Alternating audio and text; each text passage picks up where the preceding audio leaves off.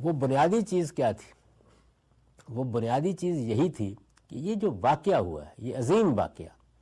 جس میں رسالت مآب صلی اللہ علیہ وسلم کی بعثت ہوئی اور جس میں ہجرت کے بعد ایک ریاست وجود میں آئی، جس میں جزیرہ نما عرب پر ایک غلبہ قائم ہوا، جس میں اس کے بعد پھر روما اور ایران کی سلطنتیں الٹ گئیں، جس میں سیدنا ابوبکر صدیق نے کچھ اقدامات کیے. یہ جو واقعہ بھی ہوا بطور واقعہ تو ایک حقیقت ہے، لیکن جیسے ہی قرآن مجید کو اس کے نظم کے اندر رکھ کر دیکھا گیا، یعنی قرآن مجید کی زبان کو اپریشیٹ کرنے، اس کے اسالیب کو سمجھنے کی کلید دریافت ہوئی، اس سے ایک نیا ذوق پیدا ہوا. اس کے بعد جب قرآن کو اس کی روشنی میں رکھ کے دیکھا گیا اور اس سے قرآن مجید اپنے نظم کے ساتھ نمودار ہوا،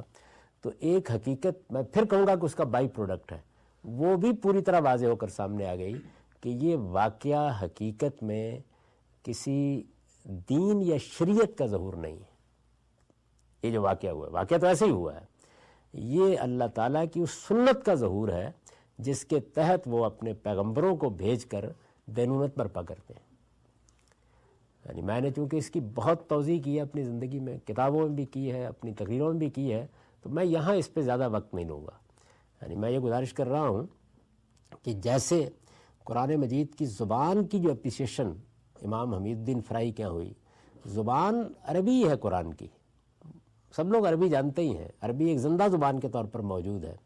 لیکن وہی زبان اپنی کنسٹرکشن کے لحاظ سے جیسے اپنے آپ کو کمیونیکیٹ کرتی ہے، وہ بالکل ایک دوسری دنیا ہے. تو انہوں نے اس دوسری دنیا کا دروازہ کھول دیا. اس میں داخل ہونے کے بعد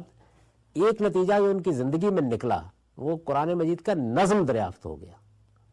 یعنی بہت سے لوگ یہ خیال کرتے تھے، مثلا زمخشری بھی بڑا اصرار کرتے ہیں کہ قرآن مجید میں نظم ہے، لیکن وہ کس طرح کا نظم ہے؟ یعنی کیا باتوں سے باتیں جوڑی گئی ہیں؟ تو قرآن مجید میں کس طرح کا نظم ہے وہ زبان کی اس اپریسیشن سے دریافت ہو گیا. اچھا، پھر اس نظم میں بھی بتدریج ڈیولپمنٹ ہوئی ہے. مثلا آپ نظام القرآن میں قرآن مجید کے سٹرکچرل نظم کو جس طرح دیکھیں گے وہ آپ کو اس سے زیادہ ڈیولپ شکل میں تدبر قرآن میں محسوس ہوگا. اور پھر جب آپ اس کو میرے ہاں دیکھیں گے، جب میں اس پہ گفتگو کرتا ہوں، مثال کے طور پر میزانی میں، اصول و مبادی میں دیکھیں گے، تو وہ اس سے زیادہ پریسیجن کے ساتھ آپ کے سامنے آ جائے گا. لیکن یہ جس طرح وہاں ہوا ہے، بالکل اسی طرح سے یہ چیز امام حمید الدین فرائی کے ہاں دریافت ہو گئی کہ یہ ایک سنت الہی کا ظہور ہے،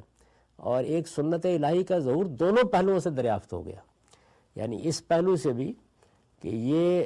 رسولوں کے بارے میں خدا کی ایک سنت کا ظہور ہوا ہے. یعنی یہ کوئی انقلاب نہیں آیا، یہ کوئی سیاسی جد و جہد نہیں ہوئی، یہ کوئی سیاسی عمل بھی نہیں ہوا، یہ اسلام اور ریاست کا کوئی معاملہ ہی سرے سے زیر بحث نہیں آیا. آپ یہ دیکھیں نا، پیراڈائم ہی تبدیل ہو گیا، یعنی ایک دوسری دنیا اس سارے عمل کے بارے میں. آپ کو معلوم ہے کہ مولانا سید ولی اللہ صاحب مودودی نے جب اپنی تحریک کی ابتدا کی ہے تو ایک علی گڑھ کے اسٹریٹجی ہال میں انہوں نے ایک خطبہ دیا ہے،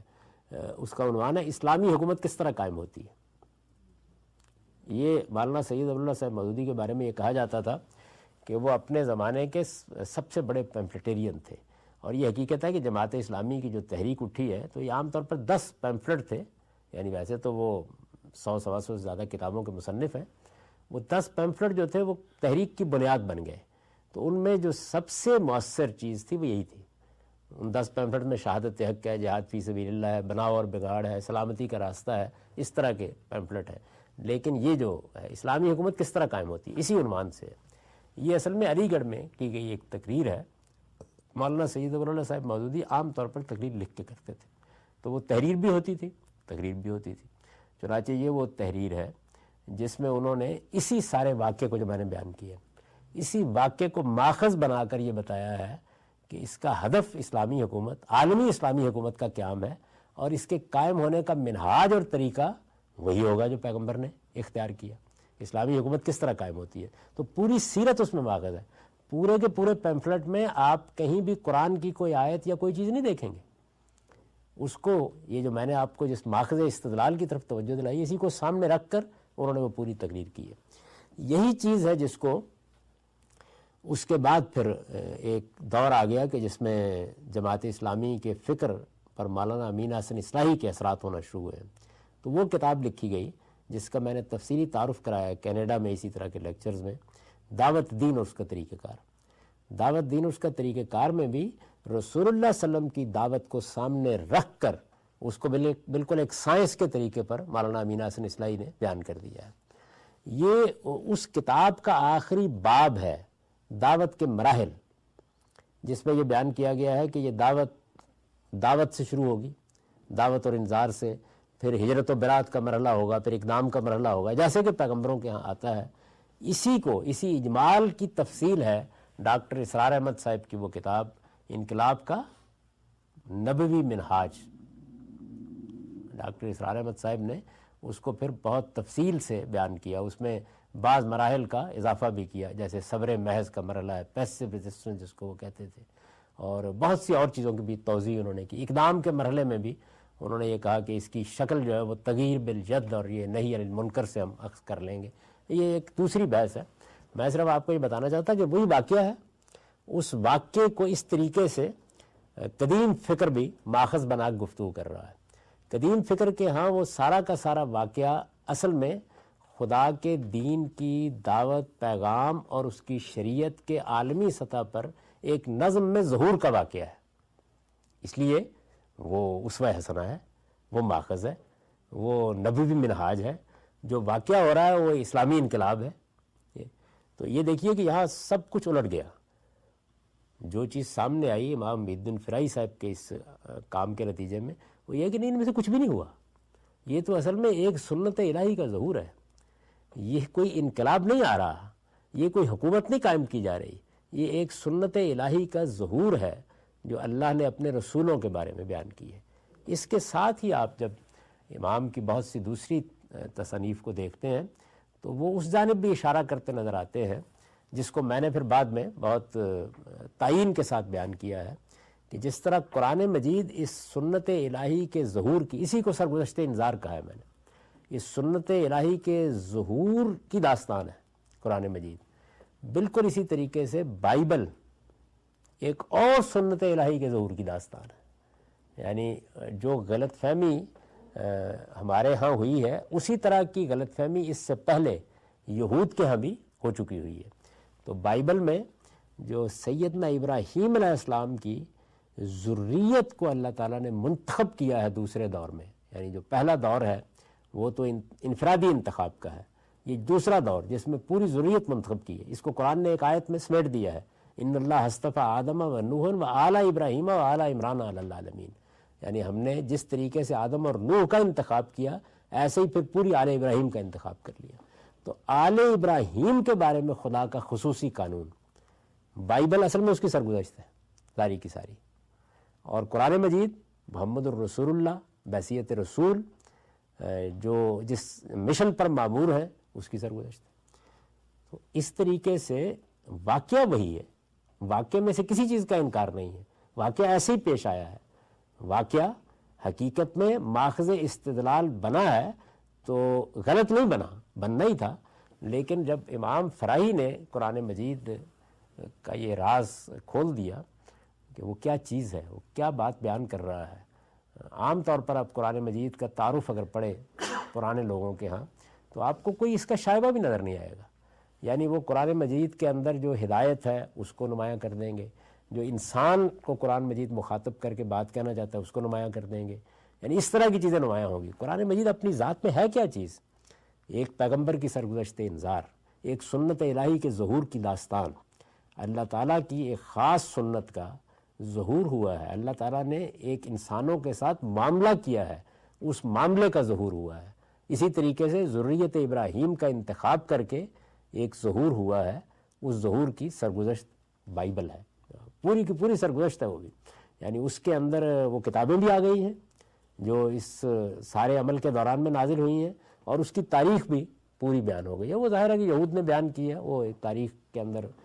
خرابیاں بھی ہیں، غلطیاں بھی ہیں، وہ اس وقت موضوع بحث نہیں، لیکن بائبل کو اس زاویے سے نہیں پیش کیا گیا اس سے پہلے۔ تو اس کے نتیجے میں اصل میں واقعہ وہی رہا، لیکن وہ اب ماخذ استدلال نہیں ہو سکتا، اس لیے کہ وہ کوئی انقلاب کا عملی نہیں ہے، وہ اسلامی شریعت کے کسی حکم کا نفاذی نہیں ہے، وہ سرے سے کوئی مذہبی عمل جو مجھے اور آپ کو کرنا ہے وہ ہے ہی نہیں، وہ تو خدائی عمل ہے،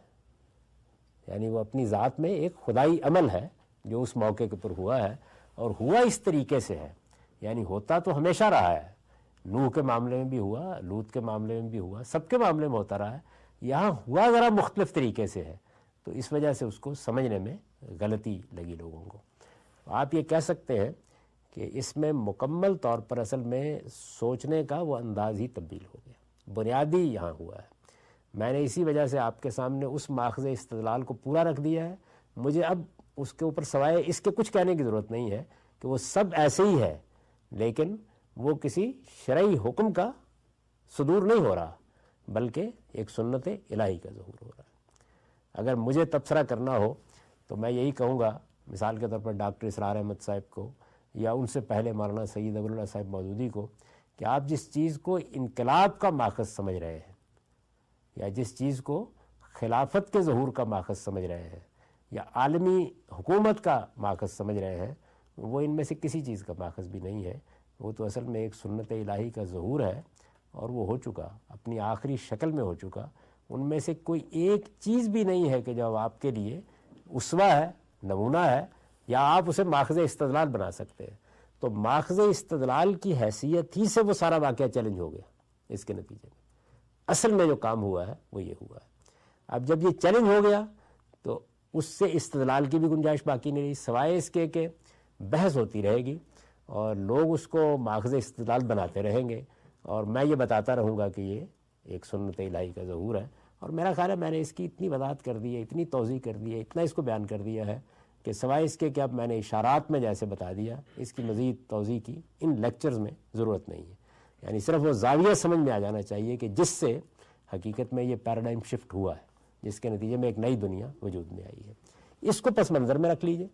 یعنی ماخذ استدلال اور اس پر یہ بنیادی تنقید، وہ تنقید اس واقعے پر نہیں ہے، اس واقعے کی نوعیت پر ہے کہ وہ حقیقت میں ہوا کیا ہے۔ میں اس کو کئی اسالیب میں بیان کر دیتا ہوں، کبھی اس طرح بیان کر دیتا ہوں کہ یہ ایک سنت الہی کا ظہور تھا، کبھی اس طریقے سے بیان کر دیتا ہوں جیسے کہ میں نے مثال کے طور پر میزان میں جب جہاد کا باب لکھا ہے تو اس میں بیان کیا ہے کہ یہ شریعت کا کوئی حکم نہیں تھا۔ کئی اسالیب میں اس کو میں نے کبھی منفی کبھی مثبت طریقے سے ادا کیا، پھر اس کی بڑی توضیح کی ہے، یعنی قانون دعوت میں کی ہے، وہاں پیغمبر کی دعوت کو، اس کے اثرات پھر آپ کو جگہ جگہ نظر آئیں گے۔ ایک طرح سے یہ شاہ کلید بن گیا ہے جس نے اس سارے معاملے کو کھول دیا ہے۔ اس نے بتا دیا کہ ارتداد کے خلاف کارروائی کیوں ہوئی ہے، اس نے بتا دیا کہ ارتداد کے بارے میں اگر کوئی روایت بھی ہے تو اس کا اصل موقع اور محل کیا ہے، اس نے بتا دیا کہ شرک اور کفر کے خلاف کارروائی کی اصل نوعیت کیا ہے۔ یعنی وہ جتنی بھی چیزیں آپ نے اس بیانیے کے نکات کی صورت میں دیکھی ہیں، وہ اگر آپ غور کریں تو جس جگہ سے وہ ساری کی ساری صادر ہو رہی ہیں، اس ماخذ کو یہ نقطہ نظر ہدف بناتا ہے اور اس کی نوعیت تبدیل کر کے رکھ دیتا ہے۔ یعنی واقعے کو کچھ نہیں کہتا، یا اس کے بارے میں کوئی بات نہیں کرتا، یا اس کے کسی جزء کے بارے میں کوئی تحقیق نہیں ارشاد فرماتا، بلکہ یہ بتاتا ہے کہ یہ سارا واقعہ ایسے ہی ہوا ہے، لیکن یہ واقعہ اصل میں کوئی انسانی عمل نہیں ہے اپنی ذات میں، یہ ایک خدائی عمل ہے، اور یہ خدائی عمل اس قانون کے مطابق ہوا ہے جس کو میں اب قانون اتمام حجت کہتا ہوں۔ آپ کے علم میں پھر اس کے بعد جب کچھ لوگوں نے، میرے اپنے احباب میں سے بھی اور میرے حلقہ احباب میں جو علماء ہیں جیسے عمار خان ناصر ہیں یا دوسرے لوگ ہیں، تو ان کی تحریروں میں جب ذریت ابراہیم سے متعلق سنت الہی اور اس میں کچھ اختلاط کی صورت پیدا ہونا شروع ہوئی، تو پھر میں نے ایک اور مضمون لکھا تھا خدا کے فیصلے کے عنوان سے، وہی میری کتاب مقامات میں ہے، جس میں پھر میں نے ان دونوں کو الگ کر کے بتایا۔ یعنی مثال کے طور پر سیدنا سلیمان علیہ السلام کا جو اقدام ہے ملکہ سبا کے خلاف، وہ بعض میرے اپنے احباب نے اس کو پلیس کر دیا اس قانون میں، تو میں نے یہ بتایا کہ نہیں، اس کا تعلق ایک دوسرے قانون سے ہے۔ یا سیدنا موسیٰ علیہ السلام کے اقدام کو، یا جو تورات میں احکام دیے گئے ہیں فلسطین کے بارے میں، تو میں نے ان کو الگ کر کے بتا دی۔ اس کے نتیجے میں فلسطین کی خصوصی حیثیت، جزیرہ نمایاں عرب کی خصوصی حیثیت، وہ بھی نمایاں ہو کے سامنے آ گئی۔ یعنی یہ معلوم ہو گیا کہ ان کے بارے میں خصوصی احکام کیوں ہیں، اور بھی بہت سی تاریخی الجھنیں اس کے بعد صاف ہو گئیں۔ مثلا میں ایک چھوٹی سی مثال دوں گا، لوگوں کی سمجھ میں یہ بات نہیں آتی تھی، اور وہ دیکھیں کتنے بڑے معاملے کا باعث بنی، کہ رسول اللہ صلی اللہ علیہ وسلم مکے میں ایک بت کو بھی برداشت نہیں کر رہے، جزیرہ نمایاں عرب پورے کو بھی آپ نے یہ کہا کہ جاؤ سب بتوں کو، سب استھانوں کو، سب کو توڑ دو جا کے، اور اس کے بعد صحابہ کرام باہر نکلتے ہیں اور کسی بت کو, کسی معبد کو, کسی مندر کو ہاتھ ہی نہیں لگاتے. یہاں تک کہ وہ مصر کا مشہور واقعہ پیش آ گیا جس میں سیدہ مریم کے مجسمے کی ناک کاٹ دی گئی, غالباً سیدنا مسیح علیہ السلام کی. تو ہمارے مسلمانوں کے جو سپہ سالار ہیں جنہوں نے مصر فتح کیا ہے, انہوں نے کہا کہ تلاش کرو کس نے اس کو توڑا ہے. یعنی جو مکے میں اور جزیرہ نما عرب میں بت توڑ رہے ہیں وہ یہاں پر تلاش کر رہے ہیں کہ کس نے یہ حرکت کی ہے, اور جب وہ نہیں ملا تو مجمع سے نکل کے کہا کہ اس کے قصاص پہ میں اپنی ناک پیش کرتا ہوں. یعنی یہ ایک ہی دور میں دو رویے جب سامنے آ گئے